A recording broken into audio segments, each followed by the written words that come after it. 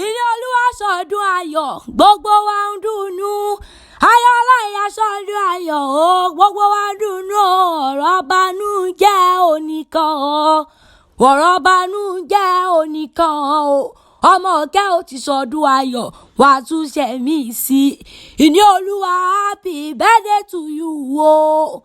Àṣeyí sàmọ́dún ọdún ayọ̀ ló mọ̀ ọ́n ṣe olóríire ọmọ oníwà tútù bí àdàbà onínúure ọmọ kan ṣoṣo bí ẹgbàgbéje ayáre lọ́dẹ òwòkọ ayọ̀ Olúwafẹ́mi Ọláìyá ó sọdún èyí ó yẹ ọ́ ó ṣe tẹ̀mí ìsìtòwó tọmọta ikú tí ń ṣe balẹ̀ ìwọ̀rọ̀ ikú onífilé rẹ̀ sọ òde àrùn onífilé rẹ̀ sọ ọ̀dẹ̀dẹ̀ òní gbésájò ó kéré oko délé àti wá àtọkọ rẹ̀ Elédùmarè ajẹ bára yín kalẹ̀ ìní Olúwa dáadáa tó ń ṣe ni ó mọ̀ ń ṣe lọ ọba òkè àsan lẹ́sàn-án rẹ̀ ọ̀rọ̀ rẹ̀ oníjàsẹ́kún àwọn ẹ̀gbọ́n àtàbúrò rẹ̀ nọ́rọ́ mi wá wọ́n ní ń bọ́ délé àwọn bàbá tó bí ọlọ́mọ ìní Olúwa ọmọ ọ̀kẹ́ òdìlé àwọn bàbá rẹ̀ ní Igboora ọmọ Ọ̀yọ́ ilé Igboora lásàkó òfokùnbàrà dìyọ̀ orokoroko mágbàdóbọ̀ wálé ìlú Aláàfin Àjàgbò ọ̀dẹ̀ ránran ní sí àwọn bàbá rẹ̀ Igboora tó ṣe bẹ́ẹ̀ sọ ọ̀pẹ di